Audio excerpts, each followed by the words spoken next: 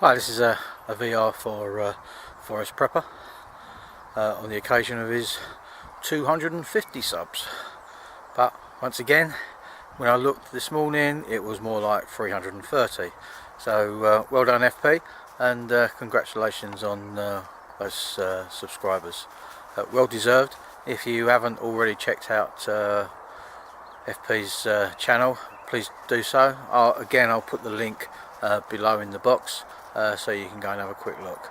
And you've got some great videos on there, and it's well worth going through some of them. And I'm sure that if you'll like what you see, and if you haven't already subscribed, you will subscribe.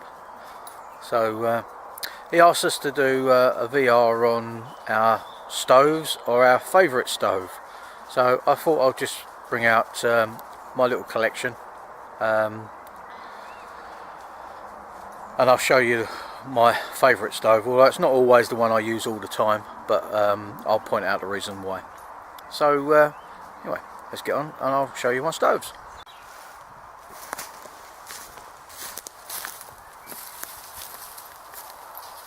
Okay gents, in no particular order, these are my stoves, and most of them I do use. So if Bryson will let me, I will get on and show you what we've got. So first of all, this is the Trangia Mini. Great little stove. Runs on alcohol, and it's very efficient. A great little cook set. They do come with quite a thin handle, which unfortunately I lost, so I just purchased another one of these which works just as well. So that's the Trangia. I've got this Esbit cook set.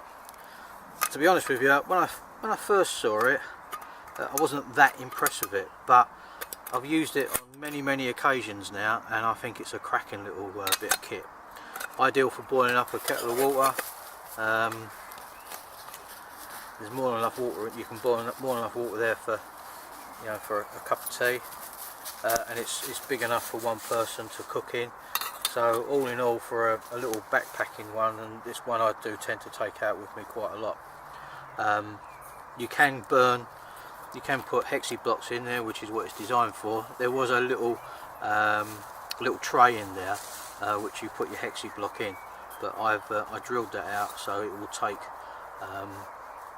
an alcohol burner, either the Trangia one or one of these that I've made myself. So it sits in there quite nicely. That sits on top, and away you go. You've seen this in use in some of my other videos, so that's quite a nice one to take out when you're just doing a little day trip. Then you've got the good old gas, really quick and efficient.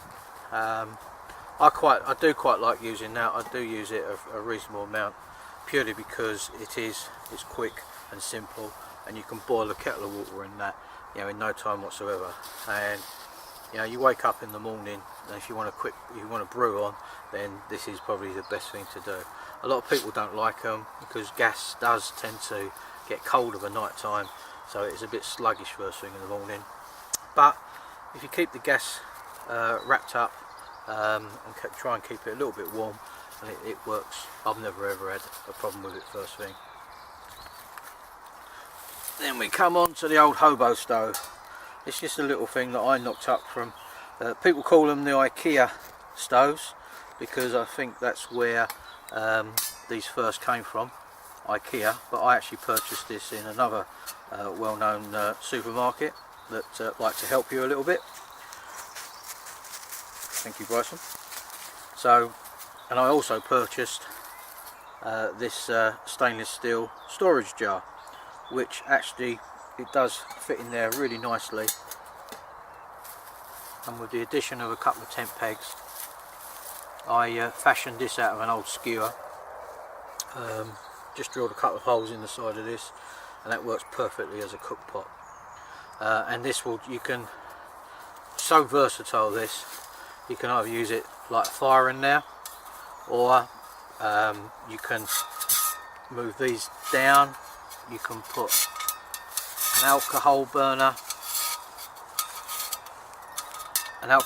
in the bottom, and then you put that down there, and then that works really well. So I really do like that. That's a cracking bit of kit.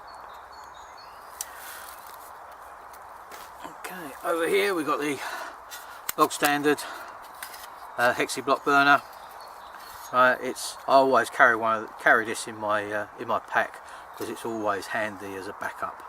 I've always got some Hexi blocks with me, so that is really good as a backup. I wouldn't like to cook on it all the time, but say it will boil a cup of water in fairly quick time. I've been experimenting just lately. I've been making up a few alcohol stoves. The first one was the good old penny stove, and that works quite well. I mean, this one it literally was cut out of 2 Coke cans, pushed together, and the holes were made with a nail. The only trouble I find with these penny stoves is that you do have to put a little bit of alcohol on the outside just to heat up the alcohol that's on the inside, just so that you get a quicker burn. But once it's got going, it's okay. And obviously you throw your penny over, which then gives it a bit of pressure, and everything, all your flames come out of the jets. And then I fashioned this little this cradle just as a pot stand out of some garden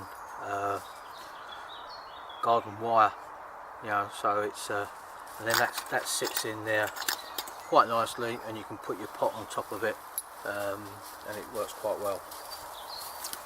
Because I felt that this one actually took quite a lot, I then decided to make quite a much thinner one, as you can see. Same size Coke can, but this works quite well, and you can put enough in this just to burn, just to do a pot of water. So again, if you want to carry something like that as a when you're out for a day, that's fine. A couple of these others that I've tried. This one's my latest little one, which I'm quite happy with. It takes about 30-40 ml of alcohol, and that gives you a burn time of around about 18 minutes, which is, I mean, I've boiled several cups of water on this, and you don't need anything else other than this. Literally, you can put that on. Once it's bloomed, you get all your flames on the outside, and then you can put your pot directly on top of that, obviously on a nice even surface, which we haven't got down here, but then that will burn away quite nicely. And again, I've timed that, and that will take around about 8 minutes to boil 400 ml of water. One I played around with, now that is really lightweight. It uses a something like you know, these thinner energy drinks can, and basically all I did was, it came out of one can. The inner is literally, I just bent it around, so therefore what you get when you fill that up is you get capillary action around the outside. You can see how thin it is. Capillary action around the outside, they burn around there, and again you can just put your pot directly on top of that. And the weight of that is, well, there's no weight in that whatsoever. That is so lightweight, it's unbelievable.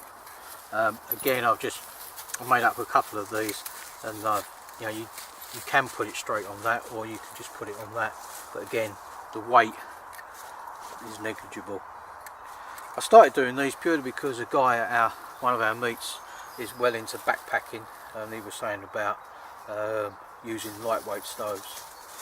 So I just experimented, and we've gone from there. And you say you couldn't get more lightweight than that. So I mean, I've got a few more of those at home, but the majority, that's the majority of my stoves. Now my favourite stove has got to be the hobo stove. I do like this because it is so versatile. you know, and if I do like cooking over open fire, but obviously a lot of places you can't cook over open fire, so this is absolutely wonderful because you can light a fire in there, and okay, it's no good for keeping you warm with the night time, but it will do all your cooking, everything you want to cook. You know, if you've got a frying pan, you can put the frying pan on top, or as I say, this, once we take this apart and that comes out off like that, that then slots in there. The tent pegs slot down the inside. This just folds over on the outside, so that just goes like that. And then I've got a little plastic, ripstop bag which I use, and you can get quite a lot inside that pot as well, so therefore it's a really nice self-contained unit. So that's my favourite. I do like that one. Well, FP, hopefully that's okay. That's okay for the VR. Once again, it was an absolute pleasure meeting you at the 100 Prepper meet at the weekend, and hopefully if I can get to the Bushcraft show, we'll meet up again. But I'm sure if I don't, I'm sure our paths will cross on many occasions. So congratulations with the subs, mate, and I'll see you soon.